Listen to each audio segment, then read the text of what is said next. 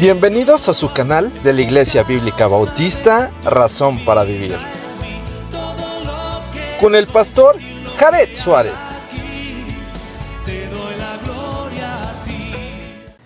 Vamos a orar a nuestro Dios. Señor y Padre nuestro, gracias porque nos das tu palabra y en ella encontramos siempre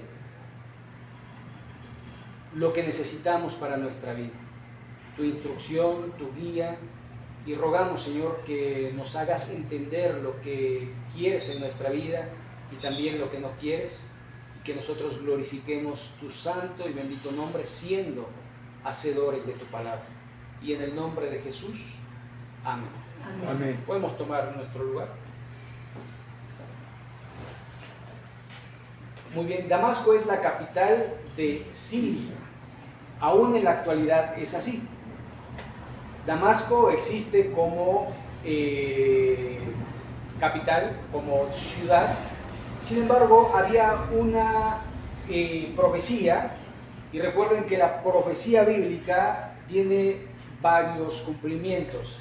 Tiene cumplimiento a corto, a mediano y a largo plazo. En algunos solo es a corto plazo, en otros es en las tres, y a veces otro es a corto y después a largo plazo. Profecía sobre Damasco. He aquí que Damasco dejará de ser ciudad y será montón de ruinas. En el año 732, el imperio asirio destruye Damasco. Ahora, esta ciudad se volvió a restablecer, se volvió y demás. Entonces, dicen, quedó la profecía mocha, quedó a medias, quedó sin cumplirse en su totalidad. No, se cumplió en la parte que tiene que ver con los reyes de Israel. Nosotros, para poder entender un poco más las palabras de Isaías, tendríamos que ir a Reyes, al segundo libro de Reyes, en el capítulo 16, y se narra cómo fue la destrucción de Damasco. Y es importante que de alguna manera veamos que Dios siempre cumple con su palabra, ¿verdad? A veces las personas en la actualidad han perdido el temor a Dios y dicen, robé y no me cayó un rayo, maté y no me pasó nada, hice esto, hice aquello, ¿y dónde está Dios? Bueno, recuerde, a veces Dios castiga inmediatamente. Por ejemplo, tenemos el caso de Ananías y Zafira, que mintieron al Espíritu Santo, pero que tenía un propósito, y era para que la iglesia temiera y no siguieran los mismos pasos.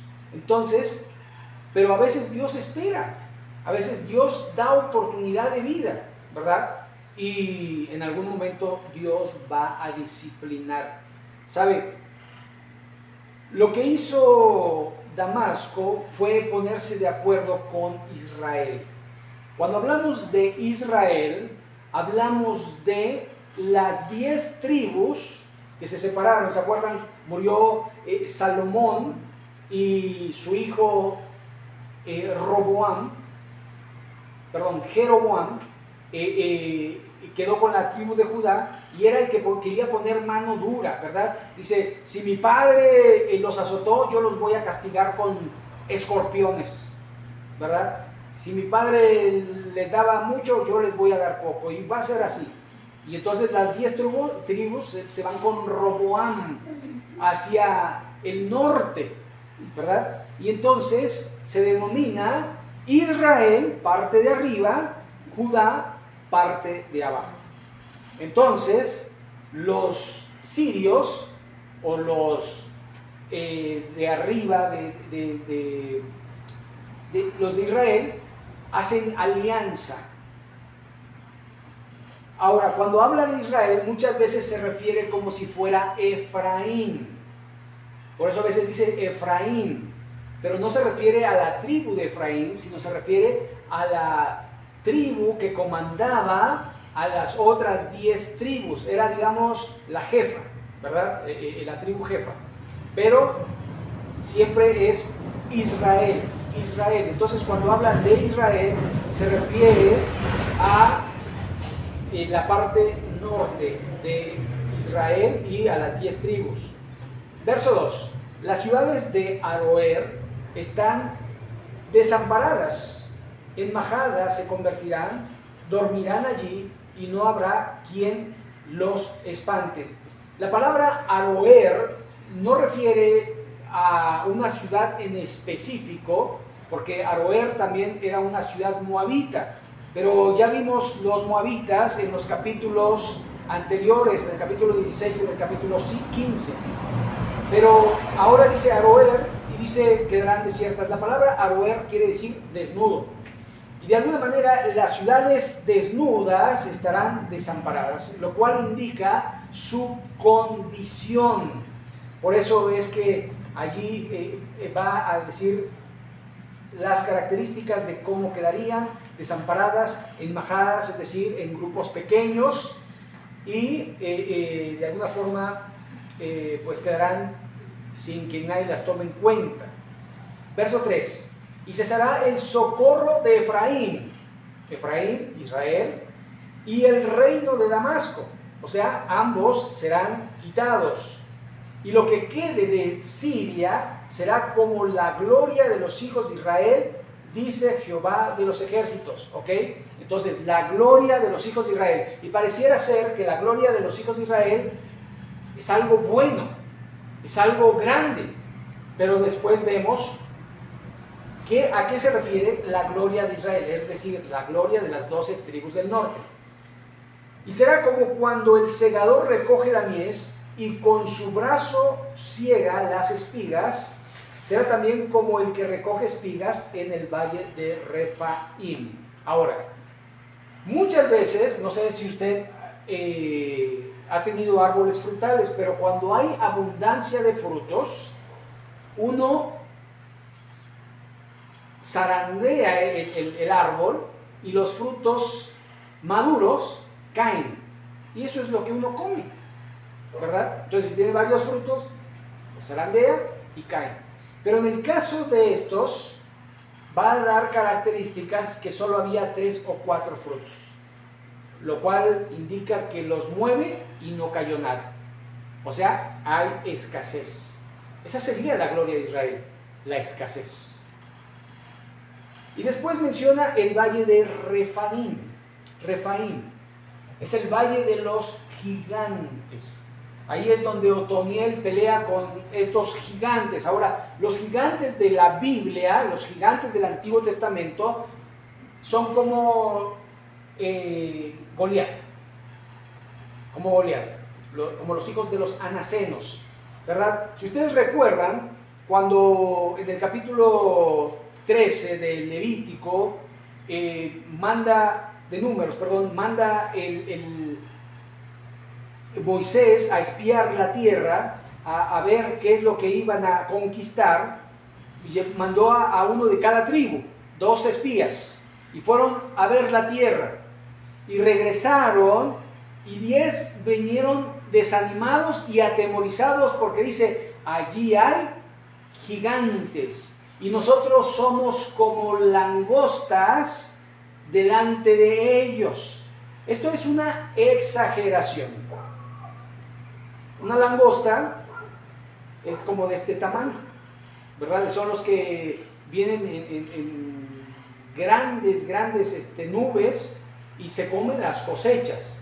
Pero una langosta es de este tamaño. Entonces, yo como una langosta, lo cual indicaría que son extremadamente grandes. El libro de Enoc, que es un libro apócrifo que menciona precisamente Judas antes del Apocalipsis. Y cuando uno lee el libro de Job y uno hace las conversiones de los tamaños de los gigantes, ¿sabe? Por eso dejé de leerlo, porque yo dije, ay, el libro de Enoc, vamos a verlo, ¿no? Y está allí, usted lo puede descargar en internet. Usted busca el libro de Enoc y está en PDF y todo. Y habla de los Nefilim, que son los gigantes, y habla de los vigilantes, que son los ángeles, y los ángeles se revelan y todo. Y los hijos de los gigantes son los hijos de los ángeles, como en Génesis capítulo 6, donde dice, y había gigantes sobre la tierra, después de que menciona que los hijos de los hombres vieron a las hijas de Dios, que eran hermosas, y cohabitaron con ellas y tuvieron hijos, y había gigantes en la tierra. Entonces muchos piensan que los ángeles que no guardaron su dignidad, lo cual habla Judas y de lo que habla Pedro, están encerrados en el abismo, son ángeles que cohabitaron con las hijas de Dios y salieron los gigantes. Pero no hay, ¿verdad?, de alguna manera de comprobar esto. Son teorías, ¿verdad? Es como la evolución, es una teoría que no se puede comprobar. ¿Okay? Entonces, había gigantes, y esto habla del valle de Refaín, donde Otoniel conquista esa tierra, pelea con los gigantes, y volviendo al tamaño de los gigantes, Goliat medía 2 metros 90. 2 metros 90. ¿Sabe? Cuando uno ve la NBA, el básquetbol de los Estados Unidos, ha habido jugadores hasta de 2 metros 35. Y son unos gigantes. Uno muy famoso era Shaquille O'Neal, que era de 1 metro 32. 2 metros 32. Era un hombre impresionante y aparte era fortachón. Entonces uno lo veía y luego morenazo, negrote, y decía, wow, o sea, me da un cachetadón y luego los ponen con los brazos extendidos y su envergadura es impresionante, ¿no? Son hombres grandes. Ahora, los del libro de Enoc son gigantes que miden 120 metros de altura, que se comían a los hombres y demás cosas, ¿no? Entonces por eso lo vi ya como una ficción más que como algo revelado de parte de Dios. El edificio de acá enfrente aproximadamente mide 10 metros. Ya ver un gigante de ese tamaño es mucho. Ahora 120 metros es impresionante, ¿no? Entonces de ahí sacan las teorías de que ellos construyeron las pirámides, de que ellos están... Pero no tiene manera de ser comprobado y es más ficción que de alguna manera verdad. Ok, entonces esto es en cuanto a Refaín, valle de gigantes. Verso 6. Y quedarán ahí el rebusco, como cuando sacuden el olivo, 2 o 3 frutos en la punta de la rama, 4 o 5 en las ramas más fructíferas, dice Jehová, Dios de Israel. Y esto refiere a las personas. Quedarán 3 o 4. ¿Sabe que las 10 tribus de Israel son las 10 tribus perdidas? Que de alguna manera fueron llevadas. Si ustedes recuerdan, la tierra del norte fue conquistada primero por los de Damasco. De una manera se empezaron a mezclar y empezaron a tener hijos de todos lados. Después vinieron los asirios, y los asirios se llevaron cautivo a toda esa gente y después poblaron la gente con gente de por ahí. No eran israelitas. Y después de alguna forma vinieron los babilonios y después vinieron otros y otros y otros. Y por eso cuando en el tiempo del Señor Jesucristo hablaban de los samaritanos, hablaban precisamente de estos, que no eran de alguna manera una tribu real, no eran de la tribu de Israel, sino que eran mezclados y que no se podía comprobar su genealogía. Pero en realidad Israel nunca ha tenido una raza pura. Si ustedes recuerdan, a Abraham lo llaman ¿de dónde? De los babilonios, ¿cierto o no? Era de allá. Y después, si ustedes ven, José tuvo hijos con una egipcia, y después vimos a Ruth la moabita, y después vemos a uno y a otro que son de otro lugar. Rahab era de Jericó, que no pertenecía al pueblo de Dios, sino que era cananita. Así que Israel no es una raza, no es una sangre, sino es un pueblo que fue llamado por Dios para llevar las virtudes de aquel que lo llamó de las tinieblas a la luz admirable. Es lo que hace con la iglesia también. Nos saca del mundo para hacer luz. Y esa es la diferencia que de alguna manera los cristianos tenemos que marcar. Por eso los cristianos no hablamos como habla el mundo, por eso los cristianos no vamos con las modas, por eso los cristianos no oímos la música del mundo, por eso los cristianos no hacemos lo que hace el mundo. ¿Sabe? En estos días he estado viendo que hay mucha controversia y mucha aceptación en las iglesias acerca de los tatuajes. ¿Sabe? Oía a John MacArthur decir que no había problema si se tatuaba una persona, que no era pecado. Y yo decía, bueno, tal vez no está claro porque solo hay un pasaje en la Escritura, en Levítico capítulo 19, el verso 28, donde dice, no te tajarás por un muerto, ni te marcarás, no te imprimirás. Y en versiones nuevas hay no te tatuarás, ¿verdad? Sin embargo, dice que antes que llegaran a la tierra de Canaán, a la tierra prometida, Dios les dijo, no harás conforme a sus costumbres. Y el pueblo de Dios tiene una costumbre y nosotros tenemos otra costumbre, ¿sí? Y entonces, de alguna manera, yo lo que veo en la Escritura es que nuestro cuerpo es el templo del Espíritu Santo, que no es nuestro, que es de Dios, que hemos sido comprados por la preciosa sangre de Cristo y que no podemos hacer con nuestro cuerpo lo que queramos. Mucha gente dice, no, lo que importa es el interior, porque este cuerpo se va a degradar, se lo van a comer los gusanos o lo van a incinerar y va a quedar ceniza y los tatuajes van a desaparecer y viene a hacer resurrección, ya no va a haber tatuaje, entonces ¿para qué te tatúas? ¿Sabe? Una de las recomendaciones que hacen muchos de los que hablan acerca de los tatuajes es que si eres líder de la iglesia, si eres pastor, no te tatúes en un lugar visible. O sea, no lo hagas donde te vean los demás porque puede ser de tropiezo. Bueno, entonces ¿para qué te tatúas? ¿Sabe? Yo creo de alguna manera que Dios nos llamó a ser un pueblo diferente al demás pueblo.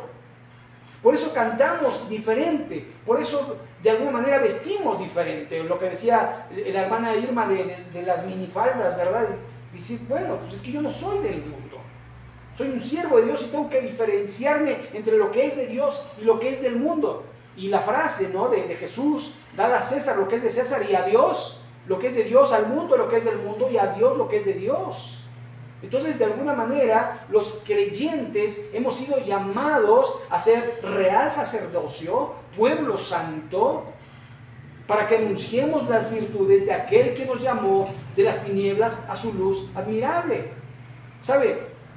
Esto está bombardeando la iglesia de tal manera que hay predicadores que dicen, no importa si fumas, no importa si tienes otra mujer que no es tu mujer, no importa si mientes, si robas, si has matado, no importa, ven a Jesús y Jesús va a arreglar todos tus problemas. Y sabe, hay creyentes que dicen, no, pues yo recibí a Cristo y sigo fumando, y sigo tomando, y sigo teniendo, porque me dijeron que a Dios no le importaba eso. ¿De verdad? Si la predicación de Juan el Bautista era arrepiéntase, y la predicación de Jesús es arrepiéntase. ¿Qué tenemos que hacer para ser salvos? Decían, después de la predicación del apóstol Pedro allá en Pentecostés, decía, arrepiéntase y bautícese. Así que si no hay arrepentimiento, si no hay cambio de vida, y la Biblia dice, de modo que si alguno está en Cristo, nueva criatura es. Las cosas viejas pasaron, y aquí todas son hechas nuevas. Ahora, se entiende que una persona que venía del mundo y que viene todo tatuado y que viene todo vivido y que viene todo tomado y todo fumado y tiene todo, se entiende que Dios hace un cambio en su vida, pero no se entiende que un creyente, hijo de Dios, haga lo que el mundo dicta, porque somos diferentes. Entonces, de alguna manera, Dios va a traer a la vida consecuencias, y en la iglesia se están viendo consecuencias de todas estas acciones que se han permitido, porque el pueblo de Israel se empezó a hacer hacia las costumbres de los otros pueblos, hacia su idolatría, hacia su forma de vestir. ¿Sabe? Hay alguien que dice, no, mira, es que después de Levítico 19:28 dice, no te pondrás tela con mezcla de hilos. Sabe que los judíos tenían prohibido vestirse con mezcla de hilos. Nosotros, nuestras telas regularmente son 60 de algodón, 40 de poliéster, nylon y no sé qué, aunque ahora ya todas son de sintéticas, ¿no? Casi todas, son muy pocas las de algodón. Y sabe, tenían prohibido hacer ese tipo de cosas, tenían prohibido rasurarse, tenían prohibido hacer ciertas cosas. Sin embargo, estamos hablando de una cultura y de un pueblo. También ellos tenían que guardar el séptimo día. Y la iglesia se empieza a reunir a partir de la resurrección de Cristo el primer día de la semana, el domingo. Y no por eso está quebrantando la ley, sino al contrario, está siguiendo las enseñanzas del Señor Jesús y de los apóstoles. Entonces es diferente. Así que dice el verso 7, en aquel día mirará el hombre a su Hacedor y sus ojos contemplarán al Santo de Israel. ¿Sabe? En aquel día, está hablando en un futuro lejano, cuando el Señor venga y reine en esta tierra. Y no, verso 18, y no mirará a los altares que hicieron sus manos, ni mirará a lo que hicieron sus dedos, ni a los símbolos de acera, ni a las imágenes del sol. Y aquí está hablando de la idolatría que tuvo el pueblo de Israel, y por eso lo castigó Dios. ¿Sabe? El templo de Israel se volvió idolátrico. ¿Se acuerdan cuando los judíos, los discípulos de Jesús decían, mira estas piedras, mira la hermosura? Y dicen, no va a quedar piedra sobre piedra. ¿Se acuerdan de eso? Porque los judíos, y a la fecha, esos muros no van ahí y le ponen cartitas o le ponen oraciones como si no se las pudieran decir a Dios, como si Dios leyera las cartitas que se meten allí. Y muchos cristianos van a Jerusalén y ¿saben qué hacen? Lo mismo. Parece inofensivo, ¿verdad? Ay, puse mi cartita. O llegan al río Jordán y dice, Jesús se bautizó acá. Me voy a bautizar también, porque hay gente bautizando ahí. Sí, ya estás bautizado. No vas a ser más santo porque te dé el agua del Jordán. Si quieres ser santo, tienes que empezar a ser santo desde acá. Así que de alguna manera la gente había confiado en las cosas hechas por ellos mismos. Ahora dice que adoraban a Acera. Acera es, no sé si les va a sonar familiar, la reina del cielo. La reina del cielo. Una deidad adorada en nuestros días. La reina del cielo. Aquí nada más cerca tenemos un templo que se llama María Reina. Juego de palabras, María Reina, o sea, María es la reina, o María Reina en el sentido de que ella tiene el cetro. ¿Sí me explico? Es la deidad que adoraban. Ahora después dice, ni a las imágenes del sol. ¿Sabe que hay una historia allí fenicia y que remonta a Nimrod? ¿Se acuerdan? Nimrod aparece en el capítulo 10 de Génesis, poderoso cazador delante de Dios. Es el fundador de la Babilonia, Babel. Y Nimrod cuenta la historia, tiene una esposa que se llama Semiramis. Semiramis, ¿verdad? No tenía hijos, pero de repente murió Nimrod. Y de repente quedó embarazada Semiramis. Y entonces dijo que Nimrod se le había aparecido en sueños y que había cohabitado con ella y quedó embarazada de su hijo Tamuz. Es curioso, porque ese bebé, esa deidad que ponen con un bebé sentado, es Astaret, es la misma virgen que ahora ponen representada en nuestros tiempos. La reina del cielo con su hijo Tamuz. No es el niño Jesús ni es María.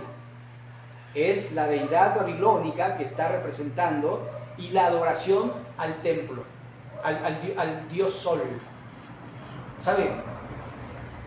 ustedes van a ver en las iglesias católicas el sol. Mucha énfasis en el sol, la adoración al sol. ¿Sabe que los aztecas adoraban al sol? Y tenemos la pirámide del sol, donde ofrecían sacrificios. Y de alguna manera vemos que la gente adoró a las criaturas antes que al Creador, el cual es bendito, dice Romanos capítulo 1. Entonces es muy importante que veamos que todo esto no solamente es por la falta de confianza en Dios, sino por la idolatría, porque ellos confiaron en las naciones en vez de confiar en Dios. ¿Sabe que lo que hizo Judá cuando vio que Samaria, Samaria era la capital del reino del norte de Israel, cuando fue llevada cautiva por los asirios, pues dijo, pues voy a hacer alianza con los de Egipto, para que cuando vengan los asirios yo tenga quien me defienda. Y por eso cayó después Judá. Porque nuestra confianza no está en lo material, ni en los poderosos, sino en Dios. Verso 9, en aquel día sus ciudades fortificadas serán como los frutos que quedan de los renuevos y en las ramas, las cuales fueron dejados a causa de los hijos de Israel, y habrá desolación, es decir, ciudades deshabitadas, ciudades desiertas. Porque te olvidaste del Dios de tu salvación y no te acordaste de la roca de tu refugio, por tanto sembraste plantas hermosas y plantarás sarmiento extraño. El día que las plantes, las harás crecer, harás que su simiente brote de mañana, pero la cosecha será arrebatada en el día de la angustia y del dolor desesperado. Es decir, no disfrutarás del fruto de tu trabajo.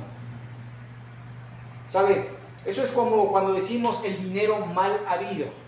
No se puede disfrutar. Bueno, eso es lo que les pasó, porque confiaron en otras deidades. Por eso el verso 12 dice, hay multitud de muchos pueblos que harán ruido con estruendo del mar y murmullo de las naciones, que harán alboroto como bramido de muchas aguas. ¿Sabe? Ahora es diferente, porque ahora son como truenos. Las guerras antes se entendían porque venía el estruendo de los caballos y los carros y se oían cuando venían y nos van a acabar, y la gente tenía miedo porque además gritaban para atemorizar a la gente que iba a ser cautivada, de manera que el temor los paralizara y no pudieran defenderse.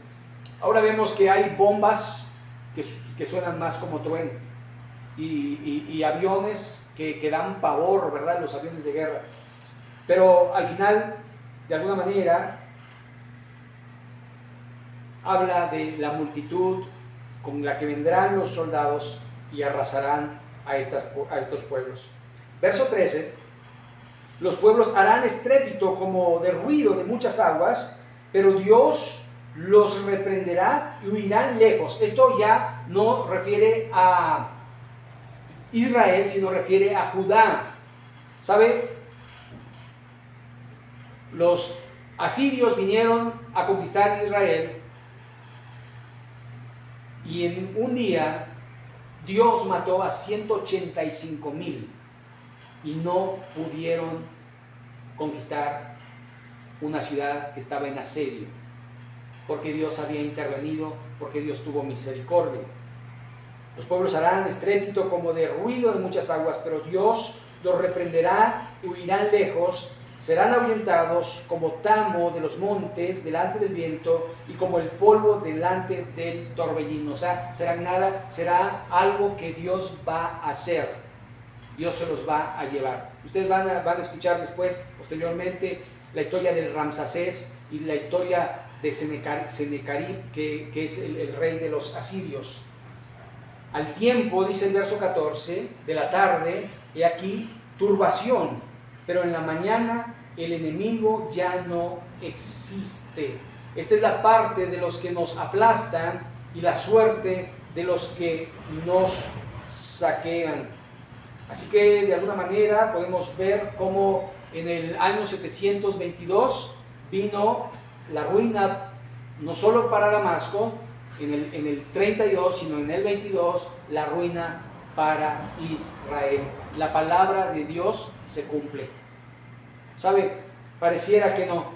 Pareciera que uno dice, hago esto y no pasa nada. Dios no me castiga. Espera. Espera. Porque dice la Biblia, todo lo que el hombre sembrare, eso también segará. Y el que siembra para la carne, segará corrupción. Mas el que siembra para el espíritu, segará vida y paz. Así que de alguna manera nosotros tenemos que ver qué estamos haciendo con nuestra vida, si estamos obedeciendo a Dios o vamos en base a nuestros sentimientos, en base a nuestros deseos, en base a nuestros anhelos o en base a los deseos de nuestro Dios. ¿Saben? Decimos, hágase tu voluntad y no la mía. La verdad es que ¿será cierto eso? ¿Será honesto eso? ¿Que verdaderamente queremos que se haga la voluntad de Dios? ¿O queremos de alguna manera disfrazar nuestra oración diciendo, Señor, haz lo que quieras conmigo, mándame donde quieras, haz lo que quieras, pero después decimos, pero que me vaya bien, pero que haga esto, pero que haga lo otro, pero Señor, yo sé que tu voluntad es perfecta, pero que me vaya bien. ¿Sabe? Si confiamos en el Señor, debemos depositarnos en sus manos y que se haga su voluntad. Como se hizo en el pueblo de Israel, también en la iglesia se va a hacer su voluntad. Así que vamos a terminar, vamos a orar a nuestro Dios. Bendito Padre Celestial, te agradecemos porque vemos tu poderosa mano y tú lo has advertido. Y lo advertiste a Israel, y lo advertiste a Judá, y lo adviertes ahora en nuestras vidas. Y nos dices, busca primeramente el reino de Dios y su justicia. Busca hacer mi voluntad. Señor, ayúdanos a entender y ayúdanos a ver si estamos haciendo nuestra voluntad o la tuya. Si estamos siguiendo tus propósitos o nuestros propósitos. Si estamos obedeciendo en verdad o simplemente obedecemos a medias. Si estamos siendo del mundo o somos santos en toda nuestra manera de vivir. Señor, guíanos, Señor, a poder hacer tu voluntad y no la nuestra.